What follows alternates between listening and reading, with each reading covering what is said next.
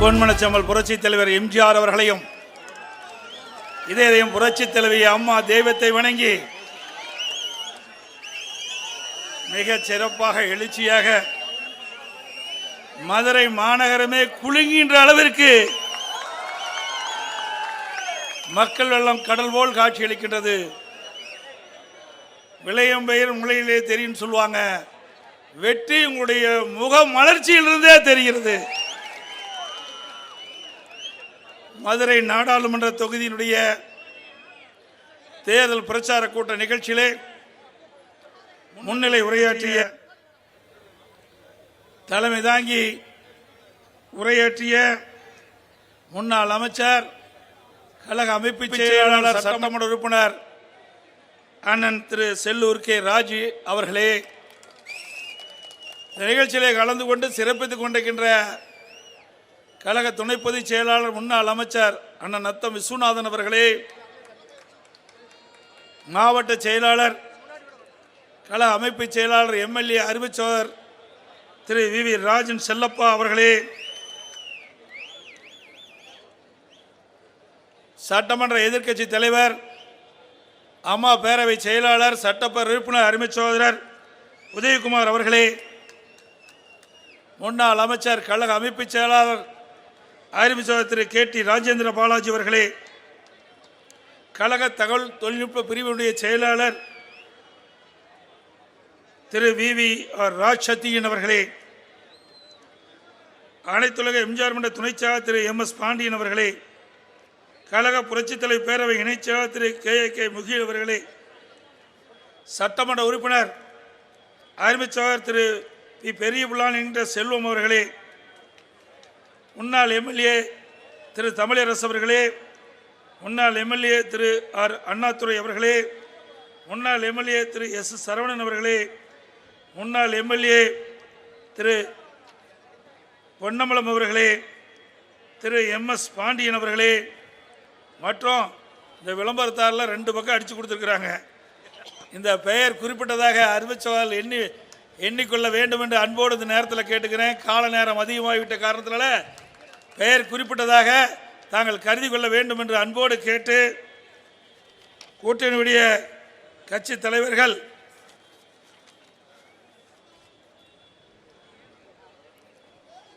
அகில இந்திய பார்வையற்ற பலகத்தினுடைய மாநில பொதுச் செயலாளர் முன்னாள் எம்எல்ஏ அண்ணன் திரு பி கதிரவன் அவர்களே, தேசிய முற்போக்கு மாவட்ட செயலாளர், தேசிய முற்போக்கு திராவிட கழகத்தினுடைய மாவட்ட செயலாளர் திரு ப மணிகண்டன் அவர்களே, திரு பாலச்சந்தர் அவர்களே, புதிய தமிழகம் கட்சியுடைய மாவட்ட செயலாளர் திரு பாலா அவர்களே, திரு துரை தாமோதரன் அவர்களே, எஸ்சிபிஐ நிர்வாகிகள் திரு சீமன் சிக்கந்தர் பாஷா அவர்களே, திரு பிலால்தீன் அவர்களே, மற்றும் அகில இந்திய பார்வையற்ற பலகத்தினுடைய மாவட்ட செயலாளர் திரு சிவபாண்டி அவர்களே, மருது தேசிய கழகத்தினுடைய மருதுபாண்டியன் சேர்வை மாநில தலைவர் அவர்களே, நேதாஜி சுபாஷ் சேனை பொறுப்பாளர் திரு எம் சுமன் அவர்களே, மாநில செயலாளர், சுதந்திர புலிகள் இயக்கத்தினுடைய பொறுப்பாளர் தலைவர் திரு கே கார்த்திக் அவர்களே, மற்றும் மேடையில் வீட்டுக்கின்ற கழகத்தினுடைய முன்னோடி பொறுப்பாளர்களே, நம்முடைய கூட்டணியை அங்க வைக்கின்ற கட்சியினுடைய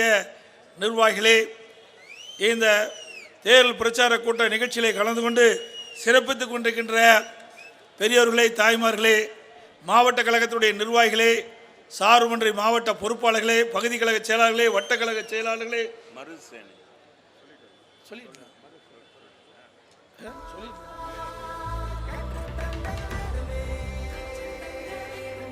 உள்ளாட்சி பிரதிகளே, முன்னாள் கூட்டுறவு சங்க நிர்வாகிகளே, கழகத்திலே பல்வேறு பொறுப்புகளை வைக்கின்ற நிர்வாகிகளே, கூட்டணி கட்சி சேர்ந்த நிர்வாகிகளே, தொண்டர்களே, வாக்காளர் பெருமக்களே, பத்திரிகையாளர், ஊடக நண்பர்களே,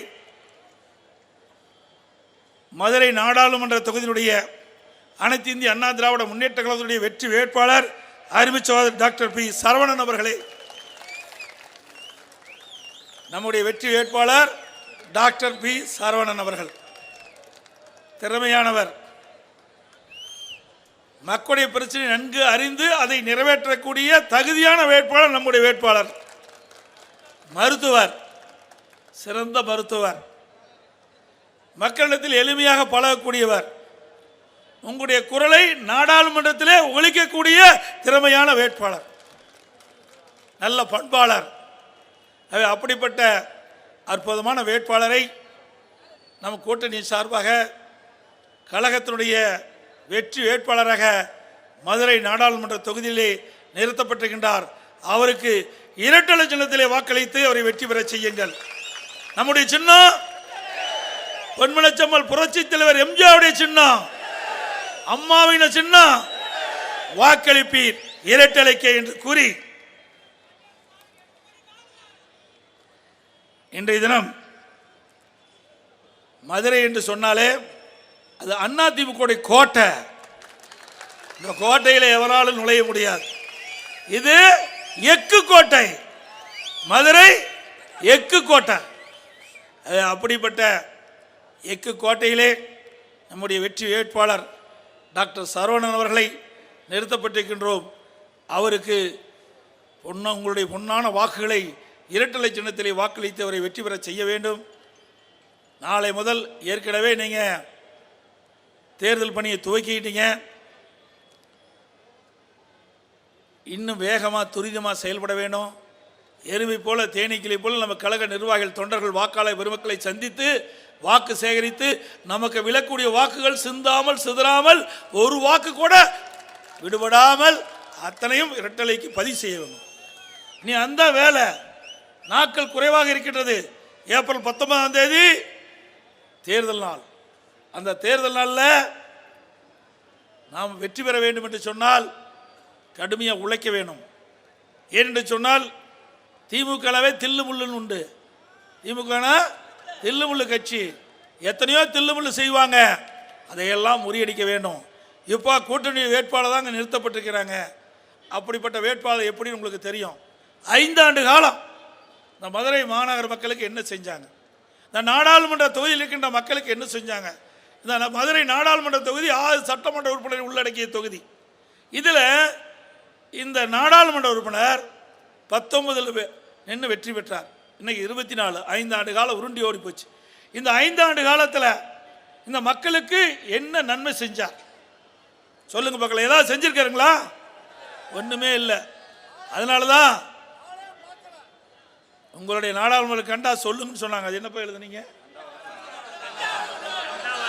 கண்டா வர சொல்லுங்க. நாங்களும் போஸ்டர் பார்த்தோம். கண்டா. அப்படிப்பட்ட நாடாளுமன்ற வச்சுக்கிட்டு நீங்க என்ன செய்ய போறீங்க? இன்னொன்று, இந்த எய்ம்ஸ் மருத்துவமனையை எப்போ பார்த்தாலும் பேசிக்கிட்டு இருக்கிறாங்க. எய்ம்ஸ் மருத்துவமனையை எப்போ பார்த்தாலும் பேசிட்டு இருக்காங்க. எய்ம்ஸ் மருத்துவமனையை கொண்டு வந்தது அனைத்து இந்திய அண்ணா திராவிட முன்னேற்ற கழக அரசு இருக்கின்ற பொழுது இந்த மதுரையிலே தேர்தல் பிரச்சார கூட்டத்துக்கு வந்த பொழுது அரசின் சார்பாக அரசு நிகழ்ச்சி நடத்தப்பட்டு 2019 அடிக்கல் நாட்டப்பட்டது. 2019 நாடாளுமன்ற தேர்தல். அப்பொழுது இப்போ இருக்கிற நாடாளுமன்ற உறுப்பினர் கம்யூனிஸ்ட் கட்சியை சேர்ந்த நாடாளுமன்ற உறுப்பினர் வெற்றி பெற்று வந்தார். 5 வருஷம் ஆச்சு, 5 ஆண்டு காலம் ஆச்சு. ஏன் இதற்கு முயற்சி எடுக்கல? நீங்க திமுக மற்றும் அவருடைய கூட்டணி கட்சி சேர்ந்தவர்கள் 28 நாடாளுமன்ற இருக்கிறீங்க. 1-2 38 நாடாளுமன்றர்கள் தமிழ்நாட்டு மக்கள் தேர்ந்தெடுக்கப்பட்டு உங்களுக்கு டெல்லிக்கு அனுப்பிச்சாங்க. இந்த 38 நாடாளுமன்றர்கள் 5 ஆண்டு காலமாக பெஞ்சை தேய்ச்சிட்டு தான் மிச்சம். வேற என்ன சாதிச்சீங்க? கொண்டு வந்தது எய்ம்ஸ் மருத்துவமனையை அதிமுக.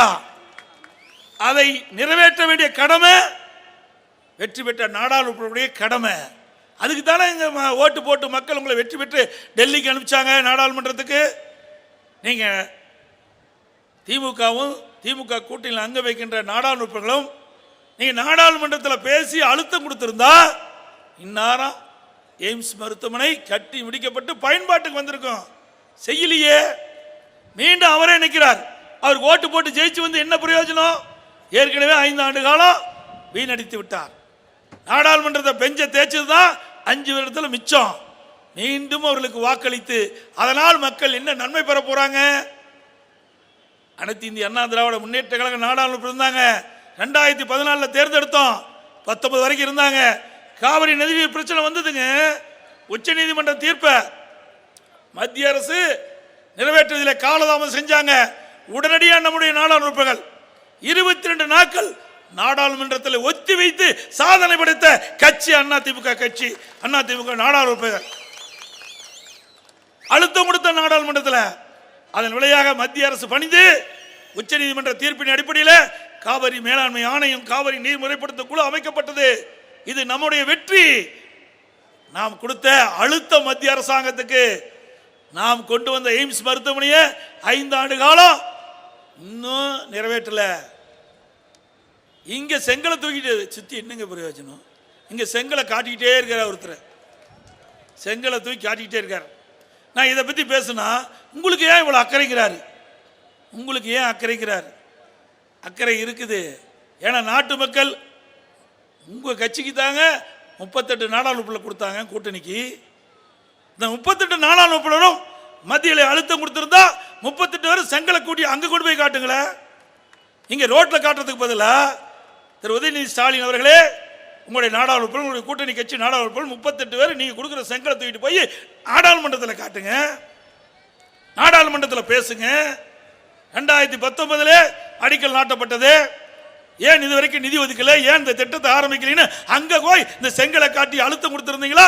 நாடாளுமன்றத்தை ஒத்தி வைக்கின்ற அளவுக்கு நீங்கள் நடவடிக்கை எடுத்திருந்தா இந்த எய்ம்ஸ் மருத்துவமனை இப்ப கட்டப்பட்டிருக்கும்.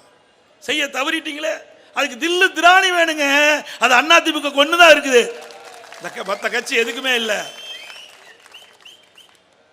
அதனாலதான் சொல்றேன், மீண்டும் தமிழ்நாட்டு மக்களுக்கு மத்திய அரசிலிருந்து எந்த திட்டமாக கொண்டு வர வேண்டும் என்று சொன்னால், நிலுவையில் இருக்கிற திட்டம் நிறைவேற்ற வேண்டும் என்று சொன்னால், நம்முடைய வெற்றி வேட்பாளர் டாக்டர் சரவணன் அவர்கள் வெற்றி பெற்றால்தான் முடியும்.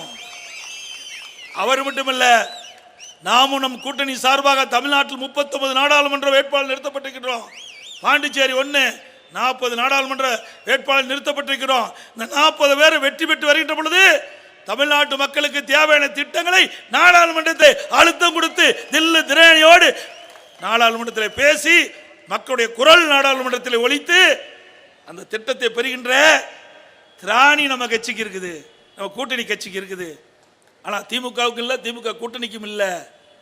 செங்கலை தூக்கிட்டு திரிஞ்சு 3 ஆண்டு காலம் வீணடிச்சிட்டாங்க. 3 ஆண்டு காலம் இந்த திட்டத்துக்கு கொண்டு வருவதற்காக எந்த முயற்சி எடுக்கல. விளம்பரத்திற்காக செங்கலை தூக்கி காட்டுறார், செங்கலை தூக்கி காட்டிட்டு போறார். அதை பற்றி பேசினா என்னை பற்றி கொச்சைப்படுத்தி பேசுறார். ஒரு முதலமைச்சர், ஒரு விளையாட்டுத்துறை அமைச்சர் என்னை பற்றி பேசுவதற்கா உங்களை முதலமைச்சராக்கினாங்க, உங்களை விளையாட்டுத்துறை அமைச்சராக்கினாங்க. நாட்டு மக்களுக்கு என்ன செய்ய வேண்டும் என்பதை சொல்லுங்க. 5 ஆண்டு காலம் உங்களுடைய நாடாளுமன்றங்கள் தேர்ந்தெடுக்கப்பட்டு நாடாளுமன்றத்தில் என்ன செயல்பாடு அதை விளக்குங்க. கூட்டணி கட்சி நாடாளுமன்றத்தில் என்ன பேசுறான்னு விளக்குங்க. ஒண்ணுமே செய்யலையே. அங்க சரக்கு இல்லை, அதனால பேசுறதுக்கு வாய்ப்பு இல்லை. அதனால தான் என்னை பத்தி விமர்சனம் செஞ்சிட்டு இருக்கார். உண்மையிலேயே திரு ஸ்டாலினும் திரு உதயநிதி ஸ்டாலினும் அவருடைய செய்த சாதனை சொல்ல தயாரா? 5 ஆண்டு காலம் உங்களுக்கு அந்த வாய்ப்பை கொடுத்தார்களே. நாடாளுமன்றத்தில் பணியாற்ற 38 பேருக்கு, அந்த 38 பேரும் நாடாளுமன்றத்திலே தமிழ்நாட்டு மக்களுடைய பிரச்சனையை எடுத்து வைத்து தீர்வு கண்டிருக்கிறார்களா என்று சொன்னால் இல்லையே. புதிய திட்டம் கொண்டு வந்தாங்கன்னா அதுவும் இல்லை. ஒண்ணுமே இல்லாதவர்களுக்கு ஓட்டு போட்டு என்னங்க பிரயோஜனம்? ஒண்ணுமே இல்லாதவர்களுக்கு, ஒன்னும் செய்ய முடியாத நபர்களுக்கு ஓட்டு போட்டு என்ன பிரயோஜனம்? ஒன்னும் செய்ய முடியாத கட்சிக்கு ஓட்டு போட்டு என்ன பிரயோஜனம்? சிந்திங்க. நீங்க சொல்லுகின்ற திட்டத்தை கொண்டு வருவதற்கும் தமிழ்நாட்டு மக்களுக்கு தேவையான நிதியை பெறுவதற்கும் தமிழ்நாட்டுடைய உரிமைகளை மீட்பதற்கும் காப்பதற்கும் வாக்களிப்பு இரட்டலைக்கு. சிந்திச்சு பாருங்க.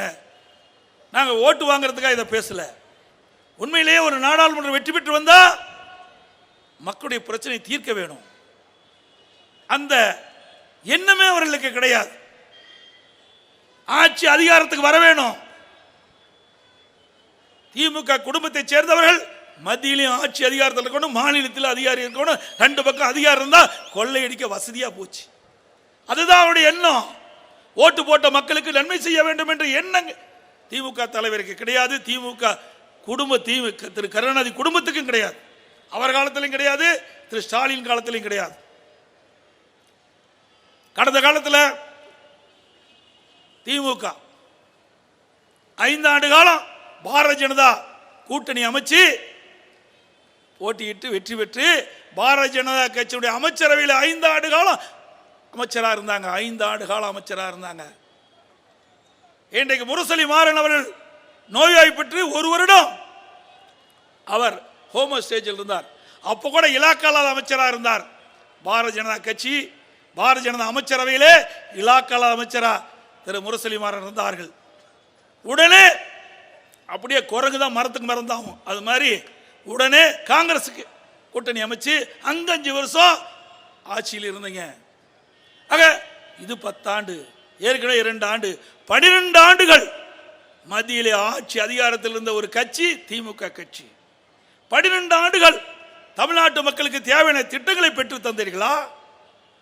தமிழ்நாடு பிரச்சனைக்கு ஏதாவது தீர்வு கண்டீர்களா? காவிரி நதிநீர் பிரச்சனை தீர்வு கண்டீர்களா? முல்லை பெரியார் பிரச்சனைக்கு தீர்வு கண்டீர்களா? எதுவுமே செய்யலையே 12 ஆண்டு காலத்தில். அப்புறம் ஓட்டு போட்டு என்ன பிரயோஜனம்? சிந்திச்சு பாருங்க.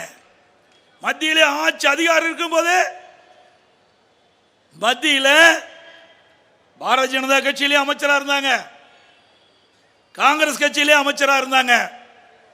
இவருக்கு கொள்கை உண்டாம். பாரதிய ஜனதா கட்சியிலேயே ஆட்சியில் இருந்தாங்க, காங்கிரஸ் கட்சியிலையும் ஆட்சி இருந்தாங்க. இவருக்கு என்னங்க கொள்கை இருக்குது? கொள்கை இருக்குதா அந்த கட்சிக்கு? சொல்லுங்க. கொள்கை இல்லாத கட்சி திமுக கட்சி. ஆட்சி அதிகாரத்துக்கு வர வேண்டும் என்றால் எந்த லெவலுக்கு வேணாலும் போவாங்க, எந்த லெவலுக்கு வேணாலும் போவாங்க. அப்படிப்பட்ட கட்சி தான் திமுக கட்சி. அவளுக்கு வாக்களித்து மக்களுக்கு எந்த பயனும் கிடைக்காது, நன்மையும் கிடைக்காது. சிந்திக்க வேண்டும். அனைத்து இந்திய அண்ணா திராவிட முன்னேற்ற கழகத்திற்கு, அனைத்து இந்திய அண்ணா திராவிட முன்னேற்ற கழக தலைமையில் அமைக்கப்பட்ட கூட்டணிக்கும் நீங்கள் வாக்களித்தால் தமிழ்நாடு வளம் பெறும், தமிழ்நாட்டு மக்களுடைய உரிமையை காக்கும், தேவையான நிதியை பெறுவோம். புதிய புதிய திட்டங்கள் தமிழ்நாட்டுக்கு கொண்டு வருவதற்கு எங்களுடைய நாடாளுமன்ற பாடுபடுவார்கள். அது மட்டுமல்ல, திரு ஸ்டாலின் எதிர்க்கட்சி தலைவராக இருக்கும்போது அப்பொழுது தமிழ்நாட்டுக்கு பாரத பிரதமர் மோடி வருகின்ற பொழுது go back Modi, go back Modi அப்படின்னு கத்தினார், கருப்பு பலூன் விட்டார். 2021 ஆட்சிக்கு வந்த பிறகு பாரத பிரதமர் திரு மோடி அவர்களை வெல்கம் மோடி, வெல்கம் மோடின்னு ரத்தன கம்பளம் விரிச்சு வரவேற்கிறாங்க. ஆக இரட்டை வேடம் போடுகின்ற ஒரே கட்சி தலைவர் திமுக தலைவர் ஸ்டாலின் தான். எதிர்கட்சியா இருக்கும்போது ஒரு நடிப்பு, ஆளுங்கட்சியா வந்த பிறகு ஒரு நடிப்பு. வெளியில பார்த்தா வீரவசனம் பேசுவார், எதுக்குற மாதிரி பேசுவாங்க. அவர் போய் பார்த்தா சரணகதி அடைஞ்சிருவாங்க. எத்தனை முறை தமிழ்நாட்டுக்கு கூட்டிட்டு வந்து பிரதமரை கௌரவப்படுத்துறீங்க. இதே தெலுங்கானா முதலமைச்சர் சந்திரசேகர ராவ், தெலுங்கானா முதலமைச்சர் சந்திரசேகர ராவ், அவர் மத்திய அரசை எதிர்த்தாங்க. மத்திய அரசு நிகழ்ச்சியில் பங்கு பெறவே இல்லை, பாரத பிரதமரை வரவேற்க போகல. ஆனா இங்க இருக்கிற தமிழ்நாடு முதலமைச்சர் பாஜக எங்களுக்கு எதிரின்னு சொல்றார். ஆனா அவருக்கு போய் ரத்தன கம்பளம் போட்டு வெல்கம் மோடி என்று வரவேற்று இன்றைக்கு பல்வேறு நிகழ்ச்சியில ஏற்பாடு செய்தார். செஸ் போட்டி நடந்தது, வரவேற்பு கொடுத்தார். அதே போல பல்வேறு திட்டங்கள் தீர்ப்பதற்காக, அடிக்கல் நாட்டுவதற்காக வரவழைத்தார். ஆடல் பாடலோட நிகழ்ச்சி நடந்தது. அது மட்டும் இல்லைங்க, ஒரு அரசு நிகழ்ச்சிக்காக பிரதமர் அவர்கள் தமிழ்நாட்டுக்கு வந்தபோது கருப்பு கூடை பிடித்தா கோபிச்சுக்காரன்னு சொல்லி வெள்ளக்குடை பிடித்தார். முதலமைச்சர் தான் இன்றைக்கு முதலமைச்சர். நான் ஏற்கனவே சொன்னேன், ஒரு படத்தில் இங்கே இருக்கிற நம்முடைய மதுரை சேர்ந்தவர் தான் சிறப்பு நடிகர், நகைச்சுவை நடிகர் திரு வடிவேலு அவர்கள் 23வது புலிகேசில் படத்தில் பார்த்துருப்பீங்க. அவர் அண்டை நாட்டை சேர்ந்த அரசர். அவர் படத்தில் அவருடைய நாட்டின் மீது படையெடுத்து வருவார். அப்போ திரு வடிவேலு அவர்கள் ஒரு வெள்ளைக்குடி பிடிச்சிட்டு நடனம் ஆடிட்டு ஓடுவார். அது மாதிரி நம்முடைய தமிழ்நாட்டு முதலமைச்சர் வெள்ளைக்குடை ஏந்திய பொம்மை வேந்தர் என்று பட்டம் சூட்டலாம். வெள்ளைக்குடை ஏந்திய பொம்மை வேந்தர். இப்படிப்பட்ட முதலமைச்சர் வச்சுக்கிட்டு தமிழ்நாடு வளர்ச்சி பார்க்க முடியுமா? முடியுங்களா? அனைத்து இந்திய அண்ணா திராவிட முன்னேற்ற கழகம் அப்படி அல்ல. இன்றைக்கு பாரதிய ஜனதா கூட்டணியிலிருந்து விலகிவிட்டோம் சொல்லிவிட்டோம். பாரதிய ஜனதா கட்சியிலிருந்து நம்ம விலகிவிட்டோம், அந்த கூட்டணியிலிருந்து வெளியில் வந்துட்டோம். அதிமுக தலைமையில் ஒரு புதிய கூட்டணி அமைச்சிருக்கிறோம், வலிமையான கூட்டணி அமைச்சிருக்கிறோம், வெற்றி கூட்டணி அமைச்சிருக்கிறோம். பொறுக்க முடியல. தோல்வி பயத்தில் எடப்பாடி பழனிசாமி கள்ள கூட்டணி வச்சாங்க, இன்னொரு கள்ள தொடர்புள்ள கூட்டணி வச்சான்னு ஒரு திரு ஸ்டாலின் சொல்றாரு. கள்ள கூட்டணியா? அவருடைய மகன் உதயநிதி ஸ்டாலின் கள்ள தொடர்பு இருக்குதான். அதெல்லாம் உங்களுக்கு பழக்கப்பட்டது தான், அதனாலதான் பழக்க தோசை விடல. ஏங்க அதிமுக கட்சி எங்க கட்சி, நாங்க யார் வேணாலும் யாரோட வேணாலும் கூட்டணி வைப்போம், கூட்டணி விளைவிக்கும். உங்களுக்கு ஏங்க எரிச்சல் வருது? எங்க கட்சி பத்தி பேசுறதுக்கு உங்களுக்கு என்ன அருகதை இருக்குது, தகுதி இருக்குது? சொல்லுங்க பார்க்கலாம். ஏன்னா தோல்வி பயம் வந்துட்டுது, தோல்வி பயம் வந்துட்டுது. அதனால தான் அந்த விரத்தியில நம்ம இயக்கத்தை பத்தி பேசுறாங்க, என்னை பற்றி விமர்சனம் செஞ்சுட்டு இருக்காங்க.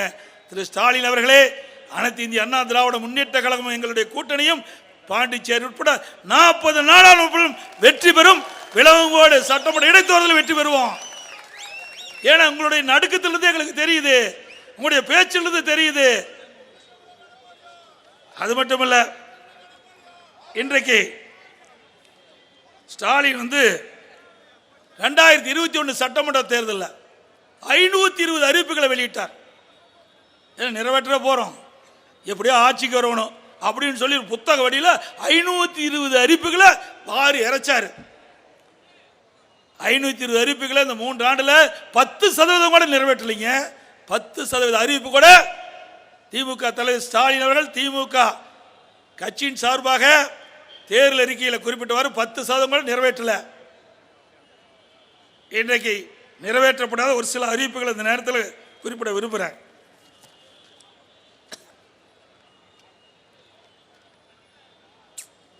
மக்கள் செல்வி வகுத்த வழிபடி தமிழின ரத்தம் என்றும் வெல்லும்படி மாற்றத்தை மண்ணில் விதைக்க வந்தபடி. பாத்தீங்களா, இளைஞர்களுக்கு கல்வி கடன் ரத்துனாங்க, ரத்து செஞ்சிருக்காங்களா? குடும்பத்தில் பயன்படுத்துகின்ற சிலிண்டருக்கு 100 ரூபா மானியம் கொடுப்பாங்க, கொடுத்துருக்காங்களா? ரேஷன் கடையில் கூடுதலா சக்கரை 1 கிலோ கொடுக்குறாங்க, கொடுத்தாங்களா? 100 நாள் வேலை திட்டத்தை 150 நாளாக உயர்த்தப்படும் சொன்னாங்களா? சொன்னாங்க, உயர்த்திருக்காங்களா?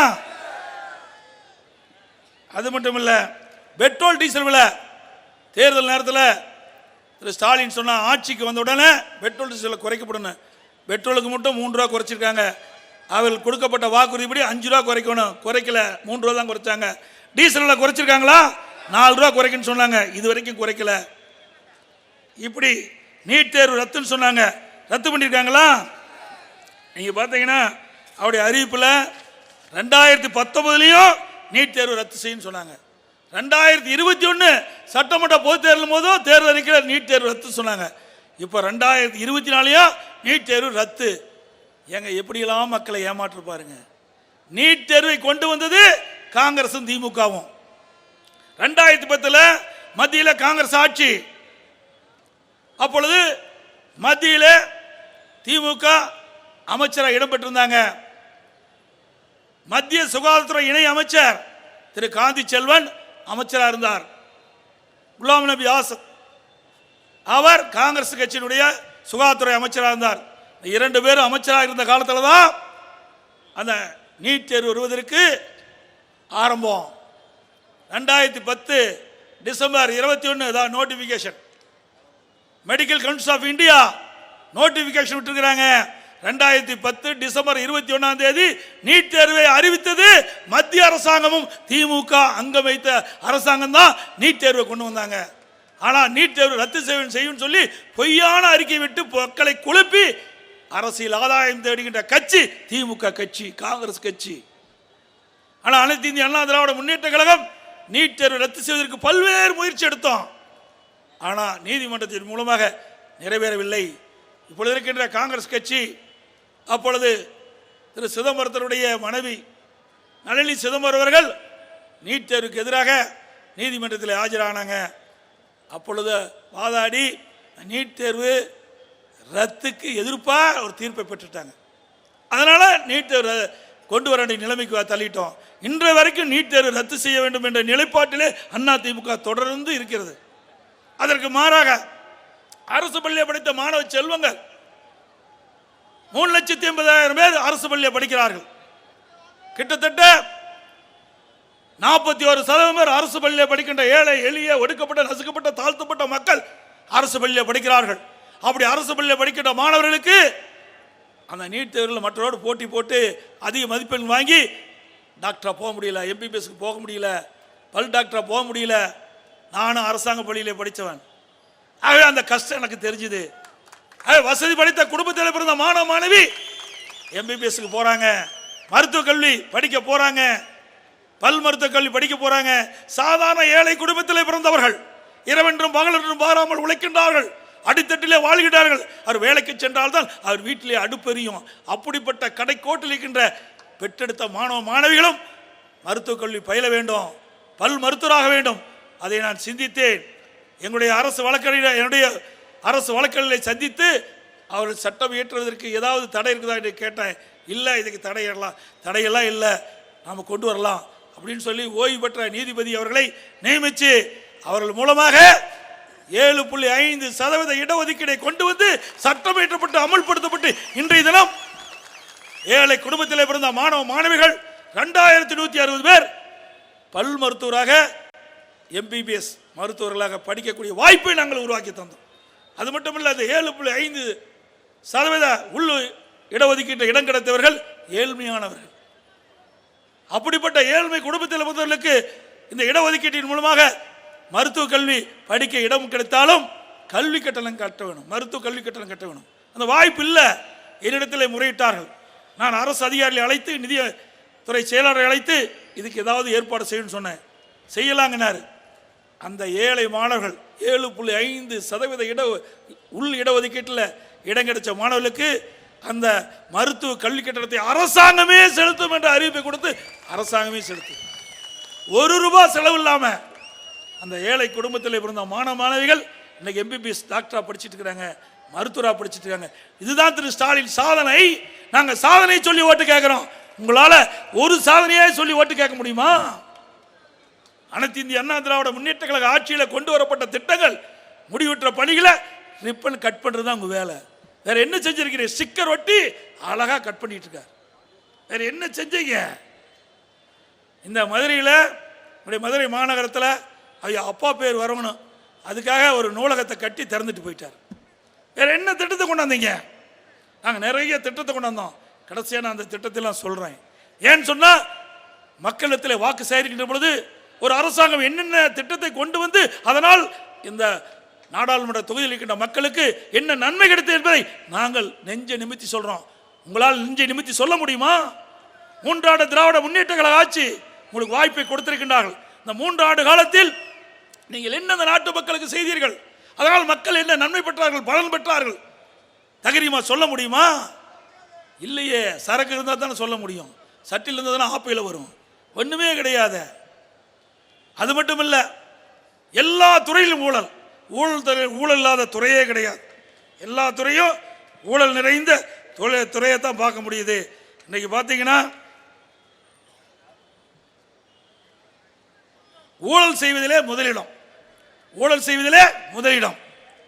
சட்ட ஒழுங்கு கெட்டு போனதிலே முதலிடம் தமிழ்நாடு தான். போதைப் பொருள் இன்றைக்கு பறந்து விரிந்து இருக்கின்ற மாநிலம் முதல் மாநிலம் தமிழ்நாடு.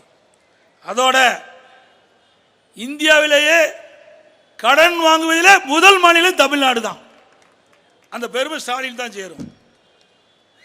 இன்றைக்கு இந்தியாவில் பல மாநிலம் இருக்குது.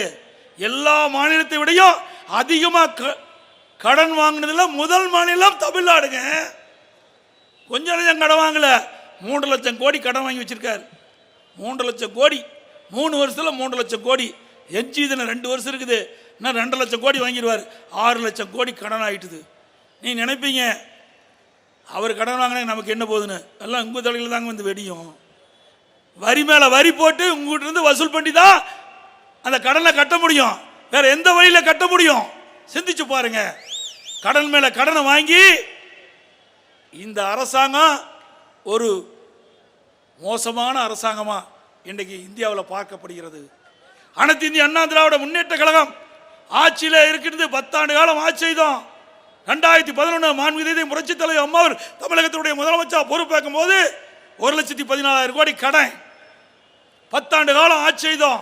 நிறைய திட்டங்களை கொண்டாந்தோம். 2021 எங்க ஆட்சி மார்ச் மாற்றம் வரும்போது 5,15,000 கோடி கடன் இருந்தது. 1,14,000 கோடி கழிச்சா 4,01,000 கோடி. ஒரு ஆண்டு 2020 ஆண்டு ஒரு ஆண்டுகள் வருமானமே இல்லை. கொரோனா காலம் எல்லா தொழிற்சாலை மூடியாச்சு, கடை மூடியாச்சு, அரசாங்கத்துக்கு வருகின்ற வருவாய் இல்லை. ரோட் டிரான்ஸ்போர்ட் சாலை வரி கிடையாது, பத்திரப்பதிவு கட்டணம் கிடையாது, கலால் இந்த மதுபான கடையிலிருந்து வருமானம் கிடையாது. இப்படி வருமானமே இல்லாத சூழ்நிலையோ சிறப்பான ஆட்சி கொடுத்தோம். விலைவாசி உயர்ல, திறமையான ஆட்சி, மக்கள் பாதிக்கல. 40,000 கோடி கொரோனாவுக்கு மட்டும் செலவழிச்சோம். 40,000 கோடி கொரோனாவுக்கு செலவழிச்சோம். 60,000 கோடி வருவாய் இழப்பு, 1,00,000 கோடி நாம் இழந்து விட்டோம். அதையும் சாதித்து பல்வேறு திட்டங்களை கொடுத்தோம். ஒரே ஆண்டில் 11 மருத்துவக் கல்லூரி கொண்டு வந்து சாதனை படைச்சோம். 7-6 சட்டக்கல்லூரி கொண்டு வந்தோம். பல இடத்துல அரசு கலை மற்றும் அறிவியல் கல்லூரி கொடுத்தோம். பாலிடெக்னிக் கல்லூரி, பொறியியல் கல்லூரி, வேளாண்மை கல்லூரி என்று அதிகமான கல்லூரி திறந்து நாட்டிலேயே உயர்கல்வி படிப்பதில் முதல் மாநிலம் திரு ஸ்டாலின் அவர்களே. அந்த பெருமை நாங்கள் உருவாக்கி காட்டினோம். உங்களுடைய ஆட்சியில் ஏதாவது இப்படிப்பட்ட சாதனையை படைச்சிங்களா? எங்களுடைய ஆட்சி பார்த்து திரு ஸ்டாலின் அவர்கள் தேர்தல் பிரச்சார கூட்டத்தில் பேசுறாரு.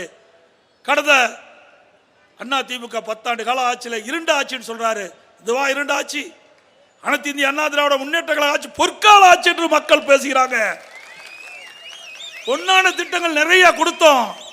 அதனால தமிழகம் ஏற்றம் பெற்றது, வளர்ச்சி பெற்றது, இந்தியாவிலேயே முதன்மை மாநிலம் என்று சொன்னால் அது அண்ணா திமுக கிடைத்த பெருமை. உங்களுக்கு கிடைச்ச பெருமை இல்லை. நீங்க எந்த திட்டத்தையும் கொண்டாடல. அதனால உங்களுக்கு அந்த வாய்ப்பே இல்லை என்பதை நேரத்தில் தெரிவிக்க விரும்புகின்றேன்.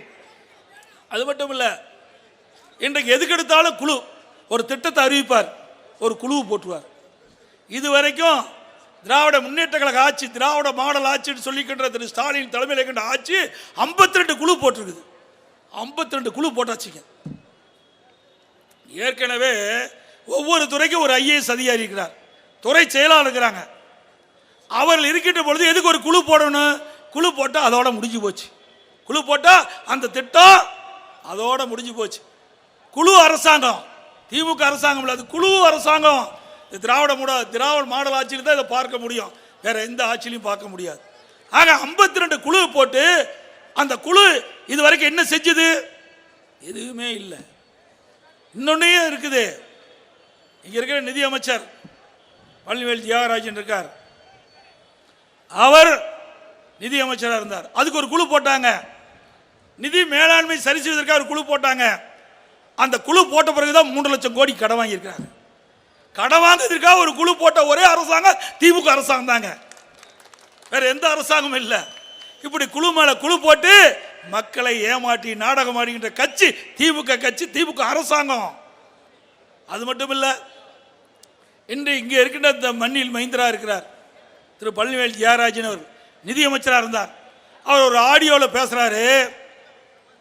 திரு சபரீஸ்வரன் அவர் யாருன்னா திரு ஸ்டாலினுடைய மருமகன். திரு சபரீசன் அவர்களும் திரு உதயநிதி ஸ்டாலின் அவர்களும் 30,000 கோடி 2 ஆண்டுகளில் சம்பாதிச்சு அந்த பணத்தை வைத்து என்ன செய்வது என்று தெரியாமல் புலம்பிக் கொண்டிருக்கார் என்று ஆடியோவில் பேசியிருக்கார். நாம பேசலீங்க, நிதியமைச்சர் திரு பழனிவேல் தியாகராஜன் ஆடியோவில் பேசியிருக்காரு. அப்படி 2 ஆண்டு காலத்தில் கொள்ளையடிப்பதற்கு அந்த ஆட்சி பயன்படுத்தியிருக்காங்க, மக்களுக்கு நன்மை செய்யல. ஆக இந்த 30,000 கோடியை எங்கெங்கெல்லாம் எந்தெந்த வெளிநாட்டில் முதலீடு செய்யலாம் என்றுதான் திட்டம் போட்டு வெளிநாட்டுக்கு போறார். அண்மையில் ஸ்பெயினுக்கு போனார், 10 நாட்கள் அங்கே தங்கியிருந்தார். எதுக்கு போறாங்கன்னு ஊடக நண்பர்கள் பத்திரிகை கேட்கும்போது அங்கே இருக்கின்ற தொழில் அதிபர்களை சந்தித்து தமிழ்நாட்டுக்கு தொழில் கொண்டு வருவதற்காக அங்கே புரிந்துணர்வு ஒப்பந்தம் போடணும்னு சொன்னார். ஸ்பெயினுக்கு போய் அங்கே 2-3 நாள் கழிச்சு தொழிலதிபர்களை சந்திச்சார். எந்த தொழிலதிபரை? தமிழ்நாட்டுக்கிட்ட தொழிலதிபரை ஸ்பெயினுக்கு வர சொல்லி அங்க புரிந்துணர்வு போட்ட முதலமைச்சர் தான் இன்றைய முதலமைச்சர். எப்படி நாடகம் ஆடுறாரு பாருங்க. மக்களை எப்படி ஏமாற்றுறாங்க பாருங்க. ஏன் தமிழ்நாட்டுக்கின்ற தொழிலதிபர்களை சென்னைக்கு வரவழைச்சு அங்கேயே புரிந்துணர்வு ஒப்பந்தம் போட்டுக்கலாமே? அதுக்காக ஸ்பெயினுக்கு போய் அங்கே ஒரு நாடகத்தை அரங்கேற்றி இங்கே இருக்கின்ற தமிழ்நாட்டுக்கு தொழிலதிபர்களை ஸ்பெயினுக்கு வரவழைச்சு அங்கே புரிந்துணர்வு ஒப்பந்தம் போடுறேன்னா என்ன சமாச்சாரம்? அதில் என்ன இடையில நடக்குது? இதுதான் மக்களுடைய கேள்வி. 30,000 கோடி புரளுது, எங்கேயோ புரளுது. அதெல்லாம் அதிமுக ஆட்சிக்கு வந்த உடனே இதெல்லாம் வெளிச்சத்துக்கு நிச்சயமாக கொண்டு வரப்படும்.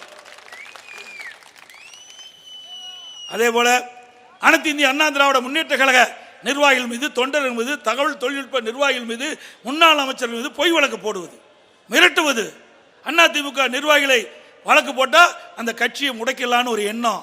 ஸ்டாலின் அவர்களே, பொன்மனச்செம்மல் புரட்சித் தலைவர் எம்ஜிஆர் இந்த கட்சியை துவக்கும் போது எவ்வளவோ பிரச்சனை சந்திச்சு தான் சாதனை படைச்சாங்க. புரட்சித் தலைவர் எம்ஜிஆர் மறைவுக்கு பிறகு இதே புரட்சித் தலைவர் அம்மா அவர்கள் இந்த இயக்கத்திற்கு வந்த பொழுது அவர்களும் எவ்வளவோ பிரச்சனை சந்தித்து தான் வென்றார்கள். இருவரும் தலைவர்கள் சிறப்பான ஆட்சி கொடுத்தார்கள். அனைத்து இந்திய அண்ணா திராவிட முன்னேற்ற கழகம் தமிழகத்தில் 30 ஆண்டு காலம் ஆட்சி செய்த சரித்திரம் படைத்த கட்சி அதிமுக கட்சி, அதிமுக அரசாங்கம்.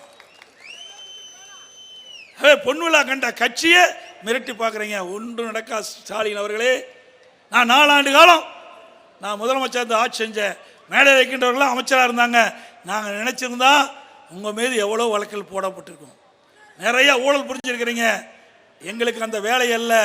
எங்களுக்கு கொடுக்கப்பட்ட பணி மக்களுக்கு சேவை செய்யணும், மக்களுக்கு நன்மை செய்ய வேண்டும். இருக்கின்ற ஒரு நிமிடம் துளி இருந்தாலும் அது மக்களுக்கு நன்மை செய்கின்ற பயன்படுத்த வேண்டும் என்ற அடிப்படையில் நாங்கள் இரவு பகல் வாராமல் மக்கள் பணி செய்தோம். அதனால் தான் இன்றைக்கு மக்களிடத்திலே அனைத்து இந்திய அண்ணா திராவிட முன்னேற்ற கழக ஆட்சி நல்ல ஆட்சி, சிறப்பான ஆட்சி என்று இன்றைக்கு புகழலாம் என்று சொன்னால் நாங்கள் செய்த சிறப்பான ஆட்சி. உங்களுடைய ஆட்சியை திமுக காரனே பேசுகிறான். எப்போ இந்த ஆட்சி போகணும், எப்போ இந்த ஆட்சி போவோம் அப்படின்னு எதிர்பார்த்துட்டு இருக்கிறாங்க திமுக காரரை. நாமல்ல. இன்றைக்கு தமிழ்நாடு போல ஒலித்து கொண்டிருக்கின்றது. இந்த ஆட்சி எப்பொழுது அகற்றப்படும் என்ற ஒரே குரல் ஒலித்து கொண்டிருக்கின்றது. ஆகவே வருகின்ற நாடாளுமன்ற தேர்தல் மிக முக்கியமான தேர்தல். இன்றைக்கு அனைத்து இந்திய அண்ணா திராவிட முன்னேற்ற கழகம் அதிமுக கூட்டணி வேட்பாளர் வெற்றி பெற்று வந்தால் தமிழ்நாட்டினுடைய உரிமைகள் காக்கப்படும். தமிழ்நாட்டு மக்களுக்கு தேவையான திட்டங்களை கொண்டு வருவோம், தேவையான நிதிகளை கொடுப்போம், சிறுபான்மை மக்களை பாதுகாப்போம், சிறுபான்மை மக்களுக்கு அரணாக இருந்து செயல்படுவோம். வாக்குக்காக நாங்கள் சொல்லவில்லை, மனிதாபிமானோடு சொல்கிறோம், மனசாட்சியோடு சொல்கிறோம். சிறுபான்மை மக்களை எந்த காலகட்டத்திலும் எவரும் இன்னைக்கு தொட முடியாது. அதற்கு நாங்கள் உறுதியாக உங்களுக்கு துணை நிற்போம் என்று நேரத்தில் தெரிவிக்க விரும்புகின்றேன். அதோடு இன்றைக்கு மதுரை நாடாளுமன்ற தொகுதிக்கு உட்பட்ட பகுதியில் அனைத்து இந்திய அண்ணா திராவிட முன்னேற்ற கழக ஆட்சி இருக்கின்ற பொழுது என்னென்ன திட்டங்களை கொண்டு வந்தேன் என்பதை நேரத்தில் சுட்டிக்காட்டினால் சரியாக இருக்கும் என்று கருதுகின்றேன். அவர்களைப் போல இன்றைக்கு வேண்டுமென்றே திட்டமிட்டு பொய் பிரச்சாரத்தை செய்து மக்களிடத்தில் வாக்கு கேட்கவில்லை. நாங்கள் உண்மையை சொல்லுகின்றோம், நெஞ்ச நிமித்தி சொல்லுகின்றோம். இன்ன திட்டங்களை கொண்டு வந்து இந்த மதுரை நாடாளுமன்ற தொகுதிக்கு உட்பட்ட மக்கள் நன்மை பெறுகின்றார்கள். மீண்டும் எங்களுடைய நாடாளுமன்றத்தில் வெற்றி பெற்று வந்தால் இன்னும் நிறைய திட்டங்களை கொண்டு வருவோம் என்று அந்த அடிப்படையில் இதை நான் குறிப்பிட விரும்புகின்றேன். பல ஆண்டு காலமாக இன்றைக்கு நம்முடைய மதுரை மாநகரத்தில் இருக்கின்ற மக்கள் குடி தண்ணீர் வேண்டும் என்று கேட்டு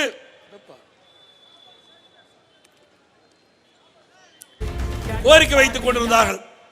இருக்கின்ற நம்முடைய முன்னாள் அமைச்சர்கள் இன்றைக்கு அமைச்சராக இருந்தார்கள். அவர்கள் எங்களிடத்தில் கோரிக்கை வைத்தார்கள். சட்டமன்ற உறுப்பினர்களும் கோரிக்கை வச்சாங்க, பொதுமக்களும் கோரிக்கை வச்சாங்க.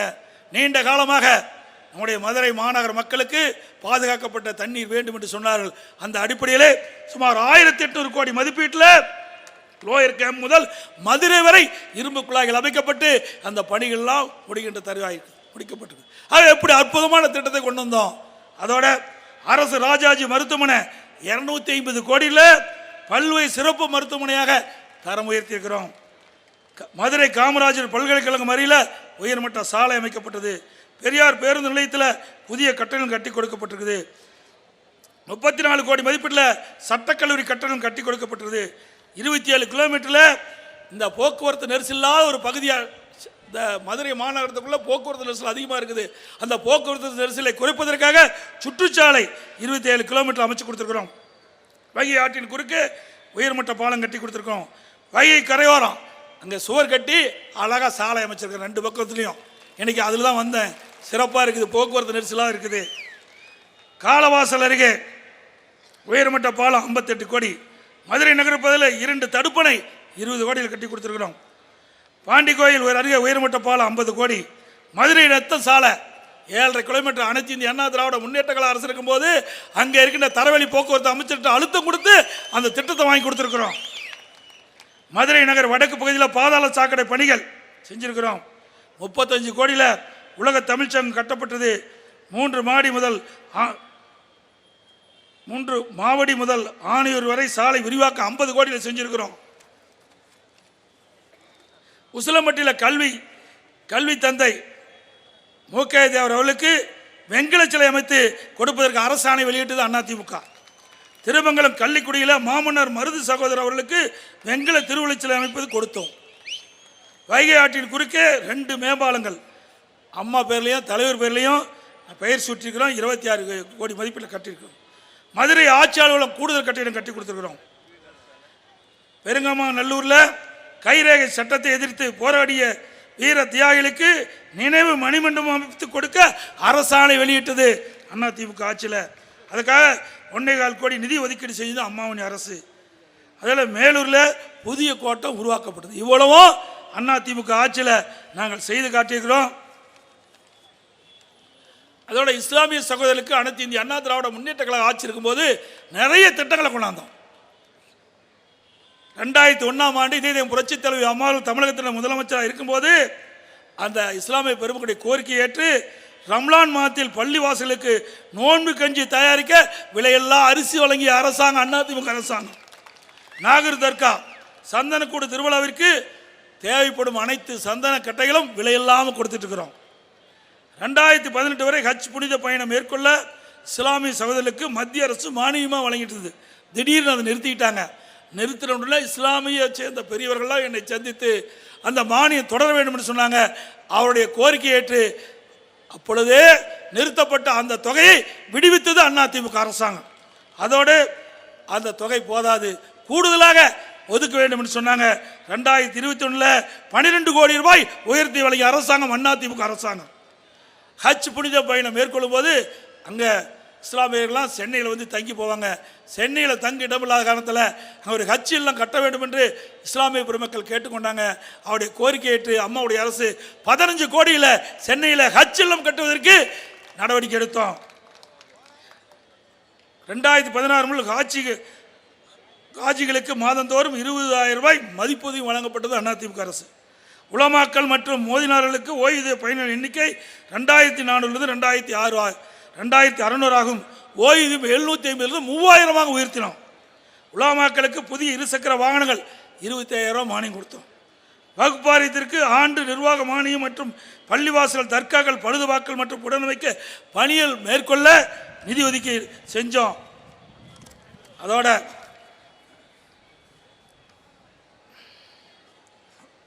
சிறுபான்மை பொருளாதார மேம்பாட்டுக் கழகம் அதிமுக ஆட்சி அமர்ந்தது. அதோட 2002ஆம் ஆண்டு இந்திய ஜனாதிபதி தேர்தலில் சிறுபான்மை இனத்தைச் சேர்ந்த டாக்டர் APJ அப்துல் கலாம் அவர்கள் நிறுத்தப்பட்டார். அவருக்கு வாக்களித்தது நானும் ஒருவன். அதில் வாக்களித்தாங்க, அவர் வெற்றி பெற்றார். எதற்காக சொல்றேன்னா, அவரை எதிர்த்து போட்டிட்டவருக்கு திமுக வாக்களித்தது. சிறுபான்மை மக்களை பற்றி பேசுறாங்க. இந்த நாட்டினுடைய ஜனாதிபதியை வருவதற்கு ஆதரவு கொடுத்த கட்சி அதிமுக கட்சி. இப்படி பல திட்டங்களை கொண்டு வந்து நிறைவேற்றுகிறோம். அதே போல கிறிஸ்துவ பெருமக்களுக்கு நிறைய திட்டங்களை கொண்டாந்திருக்கிறோம். இந்தியாவிலே முதன்முறையாக கிறிஸ்தவ மகளிர் சுயதி குழுக்கள் அமைக்கப்பட்டு அவர்களுக்கு மானியத்துடன் கடனுதவி வழங்கியது அதிமுக அரசாங்கம். கிறிஸ்தவ தேவாலயத்தின் புனரமைக்காக 5 கோடி ரூபாய் உயர்த்தி வழங்கப்பட்டது. செருசலம் புனித பயணம் மேற்கொள்ளும் கிறிஸ்தவ சாஸ்திரிகளுக்கு வழங்கப்பட்ட அரசு நிதியுதவி ஒரு நபருக்கு 28,000 ரூபாய் இருந்தது. அதை 38,000 ரூபாய் நான் உயர்த்தி வழங்கினேன். கிறிஸ்துவ அருட்சோதிகளுக்கு அருட்சகோதரிகளுக்கு ஜெருசலம் புனித பயணம் தனி ஒதுக்கீடு செய்யப்பட்டது. சிறுபான்மை மாணவர் கல்வி உதவித்தொகை ஆண்டுதோறும் முழுமையாக வழங்கப்பட்டது. 2011 முதல் 2021 வரை சிறுபான்மை வகுப்பை சேர்ந்த 37,16,000 மாணவ மாணவிகளுக்கு 884 கோடி 36 லட்சம் ரூபாய் கல்வி உதவித்தொகை வழங்கப்பட்ட அரசாங்கம் அதிமுக அரசாங்கம். இப்படி சிறுபான்மை மக்களுக்காக ஏராளமான நன்மைகளை செஞ்ச ஒரே அரசாங்கம் அதிமுக அரசாங்கம், அதிமுக கட்சி. ஆகவே வருகின்ற